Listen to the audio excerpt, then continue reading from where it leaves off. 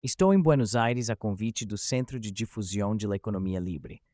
Que vem a ser economia livre? O que significa esse sistema de liberdade econômica? A resposta é simples: é a economia de mercado. É o sistema em que a cooperação dos indivíduos na divisão social do trabalho se realiza pelo mercado. E esse mercado não é um lugar, é um processo, é a forma pela qual, ao vender e comprar, ao produzir e consumir, as pessoas estão contribuindo para o funcionamento global da sociedade. Quando falamos desse sistema de organização econômica, a economia de mercado, empregamos a expressão liberdade econômica. Frequentemente as pessoas se equivocam quanto ao seu significado, supondo que liberdade econômica seja algo inteiramente dissociado de outras liberdades, e que estas outras liberdades, que reputam mais importantes, possam ser preservadas mesmo na ausência de liberdade econômica. Mas liberdade econômica significa, na verdade, que é dado às pessoas que a possuem o poder de escolher o próprio modo de se integrar ao conjunto da sociedade. A pessoa tem o direito de escolher sua carreira, tem liberdade para fazer o que quer. É óbvio que não compreendemos liberdade no sentido que hoje tantos atribuem à palavra. O que queremos dizer é antes que, através da liberdade econômica, o homem é libertado das condições naturais. Nada há na natureza que possa ser chamado de liberdade. Há apenas a regularidade das leis naturais, a que o homem é obrigado a obedecer para alcançar qualquer coisa. Quando se trata de seres humanos, atribuímos à palavra liberdade o significado exclusivo de liberdade na sociedade. Não obstante, muitos consideram que as liberdades sociais são independentes umas das outras. Os que hoje se intitulam liberais têm reivindicado programas que são exatamente o oposto das políticas que os liberais do século XIX defendiam em seus programas liberais. Os pretensos liberais de nossos dias sustentam a ideia muito difundida de que as liberdades de expressão, de pensamento, de imprensa, de culto, de encarceramento sem julgamento, podem, todas elas, ser preservadas mesmo na ausência do que se conhece como liberdade econômica. Não se dão conta de que, num sistema desprovido de mercado em que o governo determina tudo, todas essas outras liberdades são ilusórias, ainda que postas em forma de lei e inscritas na Constituição. Tomemos como exemplo a liberdade de imprensa. Se for dono de todas as máquinas impressoras, o governo determinará o que deve e o que não deve ser impresso. Nesse caso, a possibilidade de se publicar qualquer tipo de crítica às ideias oficiais torna-se praticamente nula. A liberdade de imprensa desaparece. E o mesmo se aplica a todas as demais liberdades. Quando há economia de mercado, o indivíduo tem a liberdade de escolher qualquer carreira que deseje seguir, de escolher seu próprio modo de inserção na sociedade. Num sistema socialista, é diferente. As carreiras são decididas por decreto do governo. Este pode ordenar às pessoas que não lhe sejam gratas, aquelas cuja presença não lhe pareça conveniente em determinadas regiões, que se mudem para outras regiões e outros lugares. E sempre há como justificar e explicar semelhante procedimento. Declara-se que o plano governamental exige a presença desse eminente cidadão a 5.000 milhas de distância do local onde ele estava sendo ou poderia ser incômodo aos detentores do poder. É verdade que a liberdade possível numa economia de mercado não é uma liberdade perfeita no sentido metafísico. Mas a liberdade perfeita não existe. É só no âmbito da sociedade que a liberdade tem algum significado. Os pensadores que desenvolveram no século XVIII a ideia da lei natural, sobretudo Jean-Jacques Rousseau, acreditavam que um dia, num passado remoto, os homens haviam desfrutado de algo chamado liberdade natural. Mas nesses tempos remotos, os homens não eram livres, estavam à mercê de todos os que fossem mais fortes que eles mesmos. As famosas palavras de Rousseau: o homem nasceu livre e se encontra acorrentado em toda parte. Talvez soem bem, mas na verdade o homem não nasceu livre. Nasceu como uma frágil criança de peito. Sem a proteção dos pais, sem a proteção proporcionada a esses pais pela sociedade, não teria podido sobreviver. Liberdade na sociedade significa que um homem depende tanto dos demais como estes dependem dele. A sociedade, quando regida pela economia de mercado, pelas condições da economia livre, apresenta uma situação em que todos prestam serviços aos seus concidadãos e são, em contrapartida, por eles servidos. Acredita-se que existem na economia de mercado chefões que não dependem da boa vontade e do apoio dos demais cidadãos.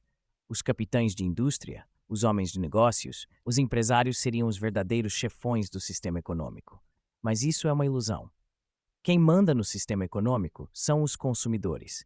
Se estes deixam de prestigiar um ramo de atividades, os empresários deste ramo são compelidos ou a abandonar sua eminente posição no sistema econômico ou a ajustar suas ações aos desejos e às ordens dos consumidores.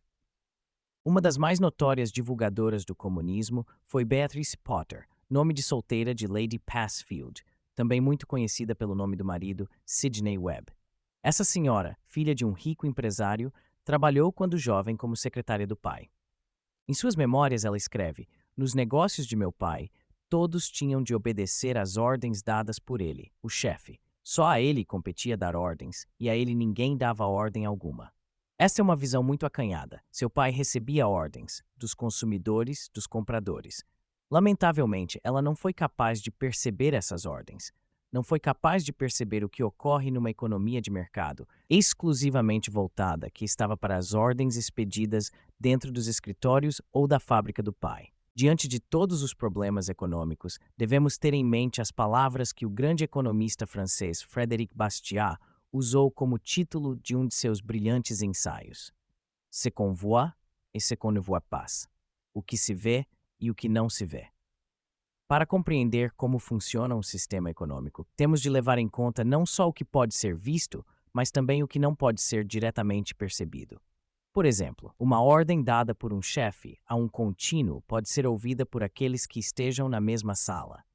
O que não se pode ouvir são as ordens dadas ao chefe por seus clientes. O fato é que no sistema capitalista, os chefes, em última instância, são os consumidores. Não é o Estado, é o povo que é soberano. Prova disto é o fato de que lhe assiste o direito de ser tolo. Este é o privilégio do soberano. Assiste-lhe o direito de cometer erros. Ninguém o pode impedir de cometê-los, embora, obviamente, deva pagar por eles. Quando afirmamos que o consumidor é supremo ou soberano, não estamos afirmando que está livre de erros, que sempre sabe o que melhor lhe conviria. Muitas vezes os consumidores compram ou consomem artigos que não deviam comprar ou consumir. Mas a ideia de que uma forma capitalista de governo pode impedir, através de um controle sobre o que as pessoas consomem, que elas se prejudiquem, é falsa. A visão do governo como uma autoridade paternal, um guardião de todos, é própria dos adeptos do socialismo. Nos Estados Unidos, o governo empreendeu certa feita, há alguns anos, uma experiência que foi qualificada de nobre. Essa nobre experiência consistiu numa lei que declarava ilegal o consumo de bebidas tóxicas. Não há dúvida de que muita gente se prejudica ao beber conhaque e uísque em excesso. Algumas autoridades nos Estados Unidos são contrárias até mesmo ao fumo. Certamente há muitas pessoas que fumam demais, não obstante o fato de que não fumar seria melhor para elas. Isso suscita um problema que transcende em muito a discussão econômica. Põe a nu o verdadeiro significado da liberdade. Se admitirmos que é bom impedir que as pessoas se prejudiquem bebendo ou fumando em excesso, haverá quem pergunte: será que o corpo é tudo? Não seria a mente do homem muito mais importante? Não seria a mente do homem o verdadeiro dom, sim, o verdadeiro predicado humano? Se dermos ao governo o direito de determinar o que o corpo humano deve consumir, de determinar se alguém deve ou não fumar, deve ou não beber, nada poderemos replicar a quem afirme: mais importante ainda que o corpo é a mente, é a alma. E o homem se prejudica muito mais ao ler maus livros, ouvir música ruim e assistir a maus filmes. É, pois, dever do governo impedir que se cometam esses erros. E como todos sabem, por centenas de anos, os governos e as autoridades acreditaram que esse era de fato o seu dever.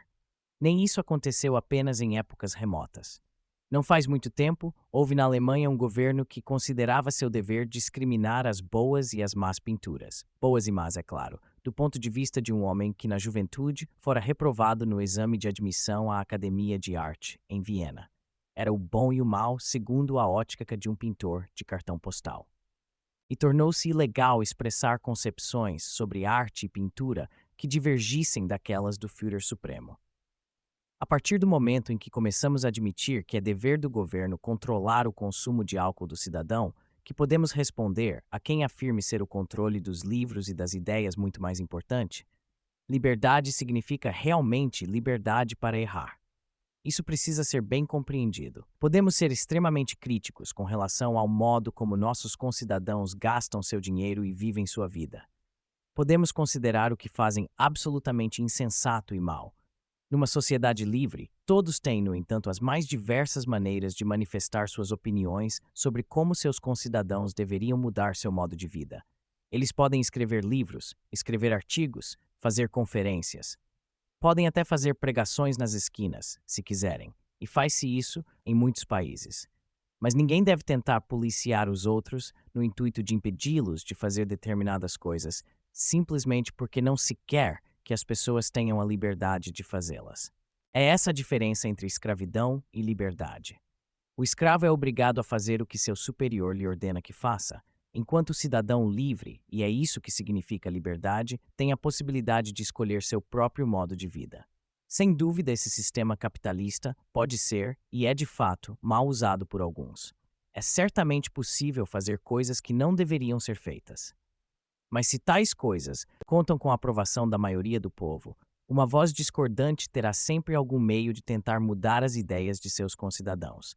Pode tentar persuadi-los, convencê-los, mas não pode tentar constrangê-los pela força policial do governo. Na economia de mercado, todos prestam serviços aos seus concidadãos ao prestarem serviços a si mesmos. Era isso que tinham em mente os pensadores liberais do século XVIII, quando falavam da harmonia dos interesses, corretamente compreendidos, de todos os grupos e indivíduos que constituem a população. E foi a essa doutrina da harmonia de interesses que os socialistas se opuseram. Falaram de um conflito inconciliável de interesses entre vários grupos. O que significa isso? Quando Karl Marx, no primeiro capítulo do Manifesto Comunista, esse pequeno panfleto que inaugurou seu movimento socialista, sustentou a existência de um conflito inconciliável entre as classes, só pode evocar, como ilustração à sua tese, exemplos tomados das condições da sociedade pré-capitalista. Nos estágios pré-capitalistas, a sociedade se dividia em grupos hereditários de status, na Índia denominados castas. Numa sociedade de status, um homem não nascia, por exemplo, cidadão francês. Nascia na condição de membro da aristocracia francesa, ou da burguesia francesa, ou do campesinato francês. Durante a maior parte da Idade Média, era simplesmente um servo. E a servidão, na França, ainda não havia sido inteiramente extinta mesmo depois da Revolução Americana. Em outras regiões da Europa, a sua extinção ocorreu ainda mais tarde. Mas a pior forma de servidão, forma que continuou existindo mesmo depois da abolição da escravatura, era a que tinha lugar nas colônias inglesas. O indivíduo herdava seu status dos pais e o conservava por toda a vida. Transferia-o aos filhos. Cada grupo tinha privilégios e desvantagens. Os de status mais elevado tinham apenas privilégios, os de status inferior, só desvantagens. E não restava ao homem nenhum outro meio de escapar às desvantagens legais impostas por seu status, senão a luta política contra as outras classes. Nessas condições, pode-se dizer que havia um conflito inconciliável de interesses entre senhores de escravos e escravos, porque o interesse dos escravos era livrar-se da escravidão, da qualidade de escravos, e sua liberdade significava, para os seus proprietários, uma perda. Assim sendo, não há dúvida de que tinha de existir forçosamente um conflito inconciliável de interesses entre os membros das várias classes. Não devemos esquecer que nesses períodos em que as sociedades de status predominaram na Europa, bem como nas colônias que os europeus fundaram posteriormente na América, as pessoas não se consideravam ligadas de nenhuma forma especial às demais classes de sua própria nação. Sentiam-se muito mais solidárias com os membros de suas classes nos outros países. Um aristocrata francês não tinha os franceses das classes inferiores na conta de seus concidadãos. A seus olhos, eles não eram mais que a ralé, que não lhes agradava. Seus iguais eram os aristocratas dos demais países, os da Itália, Inglaterra e Alemanha, por exemplo. O efeito mais visível desse estado de coisas era o fato de os aristocratas de toda a Europa falarem a mesma língua, o francês, idioma não compreendido, fora da França, pelos demais grupos da população. As classes médias, a burguesia, tinham sua própria língua, enquanto as classes baixas, o campesinato, usavam dialetos locais, muitas vezes não compreendidos por outros grupos da população. O mesmo se passava com relação aos trajes. Quem viajasse de um país para outro em 1750 constataria que as classes mais elevadas, os aristocratas, se vestiam em geral de maneira idêntica em toda a Europa, e que as classes baixas usavam roupas diferentes. Vendo alguém na rua, era possível perceber de imediato, pelo modo como se vestia, a sua classe, o seu status. É difícil avaliar o quanto essa situação era diversa da atual. Se venho dos Estados Unidos para a Argentina e vejo um homem na rua, não posso dizer qual é seu status. Concluo apenas que é um cidadão argentino, não pertencente a nenhum grupo sujeito a restrições legais. Isto é algo que o capitalismo nos trouxe. Sem dúvida, há também diferenças entre as pessoas no capitalismo. Há diferenças em relação à riqueza. Diferenças estas que os marxistas, equivocadamente, consideram equivalentes àquelas antigas que separavam os homens na sociedade de status. Numa sociedade capitalista, as diferenças entre os cidadãos não são como as que se verificam numa sociedade de status. Na Idade Média, e mesmo bem depois, em muitos países, uma família podia ser aristocrata e possuidora de grande fortuna. Podia ser uma família de duques ao longo de séculos e séculos, fossem quais fossem suas qualidades, talentos, caráter ou moralidade. Já nas modernas condições capitalistas, verifica-se o que foi tecnicamente denominado pelos sociólogos de mobilidade social. O princípio segundo o qual a mobilidade social opera, nas palavras do sociólogo e economista Vilfredo Pareto, é o da circulation des elites, circulação das elites. Isso significa que haverá sempre no topo da escada social pessoas ricas, politicamente importantes, mas essas pessoas, essas elites, estão em contínua mudança. Isto se aplica perfeitamente a uma sociedade capitalista. Não se aplicaria a uma sociedade pré-capitalista de status. As famílias consideradas as grandes famílias aristocráticas da Europa permanecem as mesmas até hoje. Ou melhor, são formadas hoje pelos descendentes de famílias que constituíam o Scolpa há 8, 10 ou mais séculos. Os capetos de Bourbon, que por um longo período dominaram a Argentina, já eram uma casa real desde o século X. Reinavam sobre o território hoje chamado Ile-de-France, ampliando seu reino a cada geração. Mas numa sociedade capitalista, há uma contínua mobilidade. Pobres que enriquecem e descendentes de gente rica que perdem a fortuna e se tornam pobres. Vi hoje, numa livraria de uma rua do centro de Buenos Aires, a biografia de um homem que viveu na Europa do século XIX e que foi tão eminente, tão importante, tão representativo dos altos negócios europeus naquela época, que até hoje, aqui neste país tão distante da Europa, encontram-se à venda exemplares da história de sua vida. Tive a oportunidade de conhecer o neto desse homem. Tem o mesmo nome do avô e conserva o direito de usar o título nobiliário que este, que começou a vida como ferreiro, recebeu 80 anos atrás. Hoje esse seu neto é um fotógrafo pobre na cidade de Nova York. Outras pessoas, pobres à época em que o avô desse fotógrafo se tornou um dos maiores industriais da Europa, são hoje capitães de indústria. Todos são livres para mudar seu status.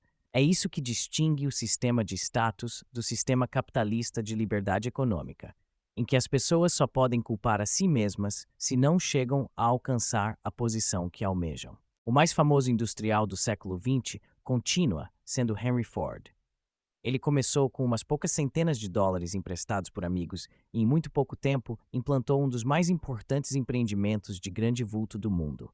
E podemos encontrar centenas de casos semelhantes todos os dias. Diariamente, o New York Times publica longas notas sobre pessoas que faleceram. Lendo essas biografias, podemos deparar, por exemplo, com o nome de um eminente empresário que tenha iniciado a vida como vendedor de jornais nas esquinas de Nova York.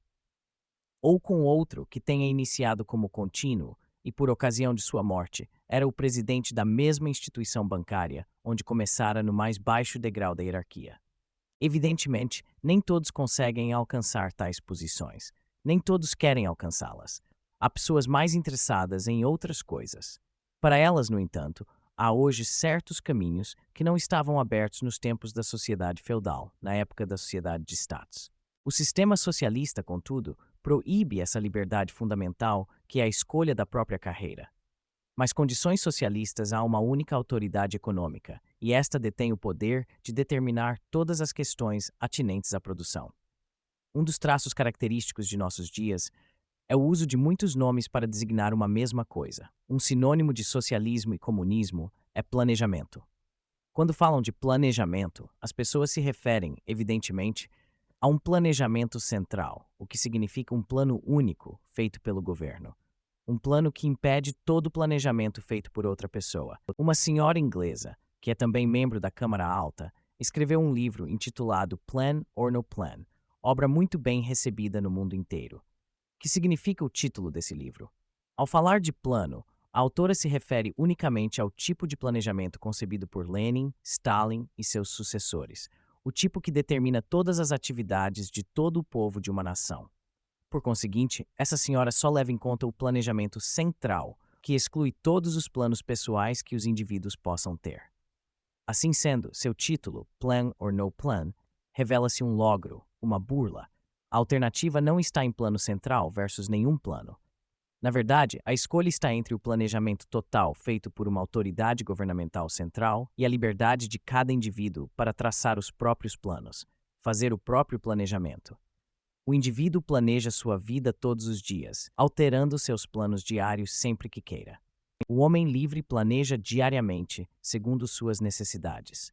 Dizia ontem, por exemplo, planejo trabalhar pelo resto dos meus dias em Córdoba. Agora, informado de que as condições em Buenos Aires estão melhores, muda seus planos e diz: em vez de trabalhar em Córdoba, quero ir para Buenos Aires. É isso que significa liberdade. Pode ser que ele esteja enganado. Pode ser que essa ida para Buenos Aires se revele um erro.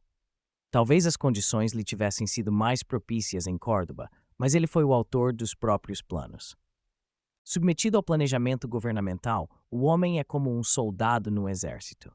Não cabe a um soldado o direito de escolher sua guarnição, a praça onde servirá. Cabe-lhe cumprir ordens. E o sistema socialista, como sabiam e admitiam Karl Marx, Lenin e todos os líderes socialistas, consiste na transposição do regime militar a todo o sistema de produção. Marx falou de exércitos industriais e Lenin impôs a organização de tudo, o correio, as manufaturas e os demais ramos industriais, segundo o modelo do exército. Portanto, no sistema socialista, tudo depende da sabedoria, dos talentos e dos dons daqueles que constituem a autoridade suprema. O que o ditador supremo ou seu comitê não sabe não é levado em conta. Mas o conhecimento acumulado pela humanidade em sua longa história não é algo que uma só pessoa possa deter. Acumulamos, ao longo dos séculos, um volume tão incomensurável de conhecimentos científicos e tecnológicos que se torna humanamente impossível a um indivíduo o domínio de todo esse cabedal, por extremamente bem dotado que ele seja. Acresce que os homens são diferentes, desiguais, e sempre o serão.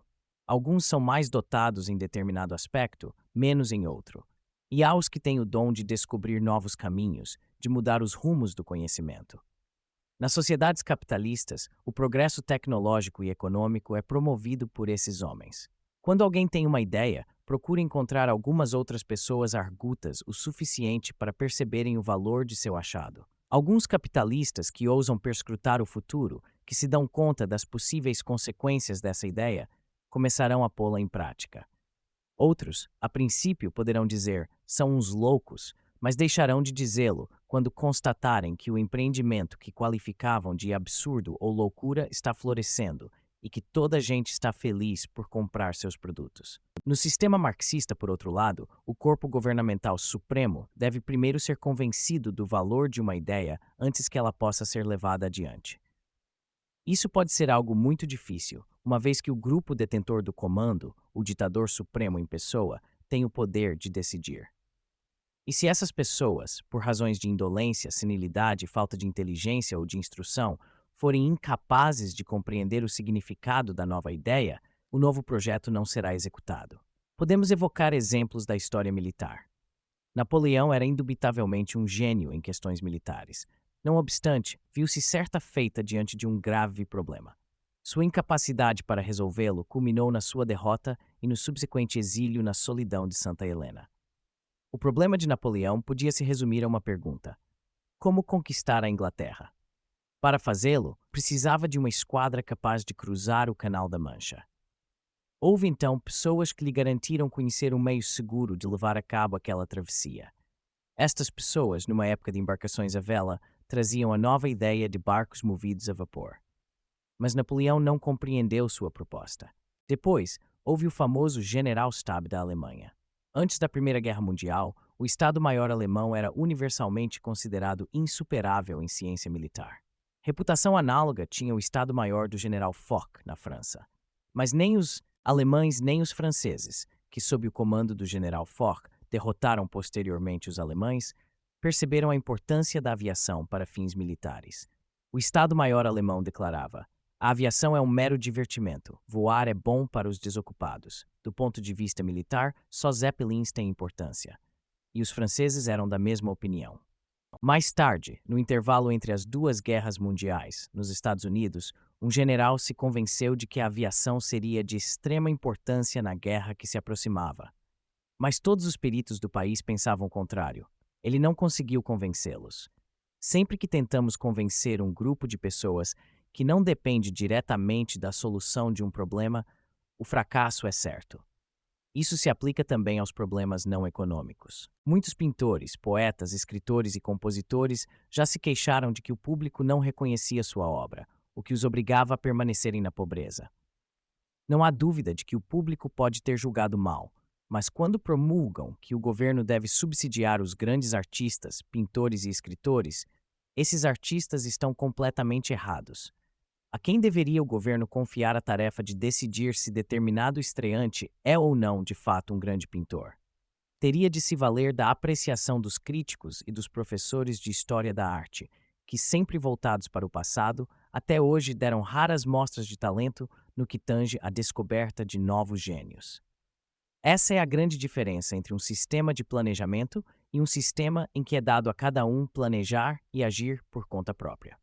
É verdade, obviamente, que grandes pintores e grandes escritores suportaram, muitas vezes, situações de extrema penúria. Podem ter tido êxito em sua arte, mas nem sempre em ganhar dinheiro. Van Gogh foi, por certo, um grande pintor. Teve de sofrer agruras insuportáveis e acabou por se suicidar, aos 37 anos de idade. Em toda a sua existência, vendeu apenas uma tela, comprada por um primo. Afora essa única venda, viveu do dinheiro do irmão, que, apesar de não ser artista nem pintor, compreendia as necessidades de um pintor.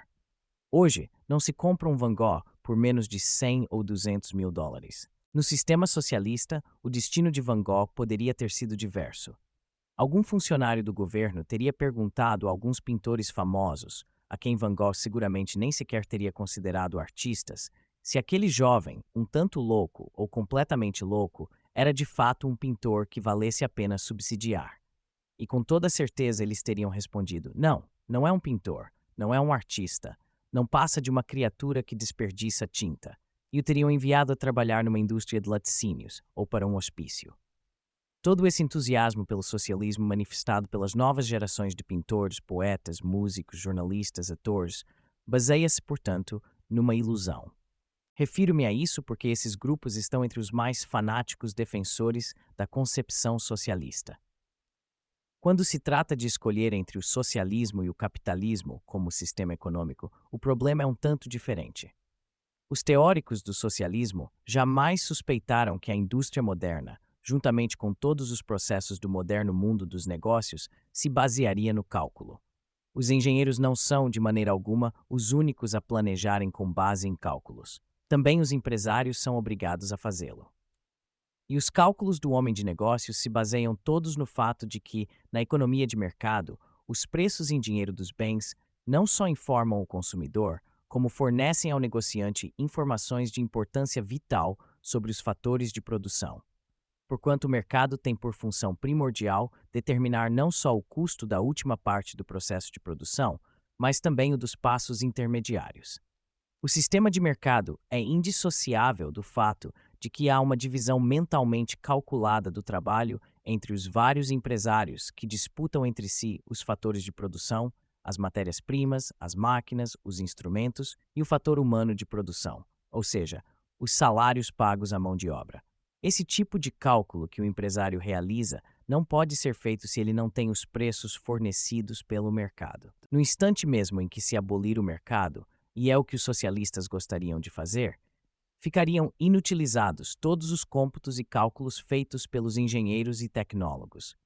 Os tecnólogos podem continuar fornecendo grande número de projetos que, do ponto de vista das ciências naturais, podem ser todos igualmente exequíveis, mas são os cálculos baseados no mercado, realizados pelo homem de negócios, que são indispensáveis para se determinar qual desses projetos é o mais vantajoso do ponto de vista econômico. O problema de que estou tratando é a questão fundamental do cálculo econômico capitalista em contraposição ao que se passa no socialismo.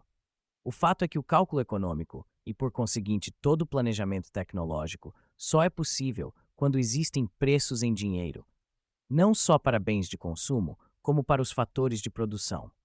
Isso significa que é preciso haver um mercado para todas as matérias-primas, todos os artigos semi-acabados, todos os instrumentos e máquinas e todos os tipos de trabalho e de serviço humanos. Quando se descobriu esse fato, os socialistas não souberam reagir adequadamente. Por 150 anos tinham afirmado: todos os males do mundo advêm da existência de mercados e de preços de mercado. Queremos abolir o mercado e, com ele, é claro, a economia de mercado, substituindo-a por um sistema sem preços e sem mercados. Queriam abolir o que Marx chamou de caráter de mercadoria das mercadorias e do trabalho. Confrontados com esse novo problema, os teóricos do socialismo, sem resposta, acabaram por concluir: não aboliremos o mercado por completo. Faremos de conta que existe um mercado, como as crianças quando brincam de escolinha. A questão é que todos sabem, as crianças quando brincam de escolinha não aprendem coisa alguma. É só uma brincadeira, uma simulação, e se pode simular muitas coisas. Este é um problema muito difícil e complexo, e para analisá-lo em toda a sua amplitude, seria necessário um pouco mais de tempo do que o que tenho aqui. Explaneio em detalhes em meus escritos. Em 6 palestras, não posso empreender uma análise de todos os seus aspectos. Assim sendo, quero sugerir-lhes, caso estejam interessados no problema básico de impossibilidade do cálculo e do planejamento no socialismo, a leitura de meu livro Human Action, encontrável em espanhol em excelente tradução. Mas leiam também outros livros, como o do economista norueguês Trygve Hoff, que escreveu sobre o cálculo econômico. E se não quiserem ser unilaterais, recomendo a leitura do livro socialista mais respeitado sobre o assunto, da autoria do eminente economista polonês Oskar Lange, que foi por algum tempo professor numa universidade americana, tornou-se depois embaixador da Polônia, voltando posteriormente para o seu país. Provavelmente me perguntarão: e a Rússia? Como enfrentam os russos esse problema? Nesse caso, a questão muda de figura. Os russos gerem seu sistema socialista no âmbito de um mundo em que existem preços para todos os fatores de produção, para todas as matérias-primas, para tudo. Por conseguinte, podem utilizar em seu planejamento os preços do mercado mundial. E visto que há certas diferenças entre as condições reinantes na Rússia e as reinantes nos Estados Unidos, frequentemente o resultado é que, para os russos, parece justificável e aconselhável, de seu ponto de vista econômico, algo que para os americanos absolutamente não se justificaria economicamente. A experiência soviética, ou experimento, como foi chamada, não prova coisa alguma. Nada revela sobre o problema fundamental do socialismo, o problema do cálculo. Mas teríamos razões para caracterizá-la como experiência? Não creio que, no campo da ação humana e da economia, possamos ter algo que se assemelhe a um experimento científico. Não se pode fazer experimentos de laboratório no campo da ação humana, porque um experimento científico requer a réplica de um mesmo procedimento sob diversas condições, ou a manutenção das mesmas condições, acompanhada da criação de talvez um único fator. Por exemplo, se injetarmos num animal canceroso um medicamento experimental, o resultado pode ser o desaparecimento do câncer. Poderemos testar isso com vários animais da mesma raça, portadores da mesma doença. Se tratarmos parte deles com o novo método e não tratarmos outros, poderemos comparar os resultados. Ora, nada disso é viável no campo da ação humana. Não há experimentos de laboratório nesse plano. A chamada experiência soviética mostra tão somente que o padrão de vida na Rússia soviética é incomparavelmente inferior ao padrão alcançado pelo país mundialmente reputado, o paradigma do capitalismo, os Estados Unidos. Se dissermos isto a um socialista, ele certamente contestará: as coisas na Rússia estão correndo maravilhosamente bem, e nós responderemos: podem estar maravilhosas, mas o padrão de vida é em média muito baixo. Então ele retrucará: sim, mas lembre o quanto os russos sofreram com os czares e a terrível guerra que tivemos de enfrentar. Não quero discutir se esta é ou não uma explicação correta, mas quando se nega que as condições tenham sido as mesmas, nega-se ao mesmo tempo que tenha havido uma experiência. O que se deveria afirmar, e seria muito mais correto, é: o socialismo na Rússia não ocasionou, em média, uma melhoria das condições do homem comparável à melhoria de condições verificada no mesmo período nos Estados Unidos. Nos Estados Unidos, quase toda semana, tem-se notícia de um novo invento, de um aperfeiçoamento. Muitos aperfeiçoamentos foram gerados no mundo empresarial, porque milhares e milhares de industriais estão empenhados noite e dia em descobrir algum novo produto que satisfaça o consumidor, ou seja, de produção menos dispendiosa, ou seja, melhor e menos oneroso que os produtos já existentes. Não é o altruísmo que os move, é seu desejo de ganhar dinheiro. E o efeito foi que o padrão de vida se elevou, nos Estados Unidos, a níveis quase miraculosos quando confrontados às condições reinantes há 50 ou 100 anos atrás. Mas na Rússia soviética, onde esse sistema não vigora, não se verifica um desenvolvimento comparável. Assim, os que nos recomendam a adoção do sistema soviético estão inteiramente equivocados. Há mais uma coisa a ser mencionada. O consumidor americano, o indivíduo, é tanto um comprador como um patrão. Ao sair de uma loja nos Estados Unidos, é comum vermos um cartaz com os seguintes dizeres: gratos pela preferência, volte sempre. Mas ao entrarmos numa loja de um país totalitário, seja a Rússia de hoje, seja a Alemanha de Hitler, o gerente nos dirá: agradeça ao grande líder que lhe está proporcionando isso. Nos países socialistas, ao invés de ser o vendedor, é o comprador que deve ficar agradecido. Não é o cidadão quem manda é o Comitê Central, o Gabinete Central. Estes comitês, os líderes, os ditadores, são supremos. Ao povo cabe simplesmente obedecer-lhes.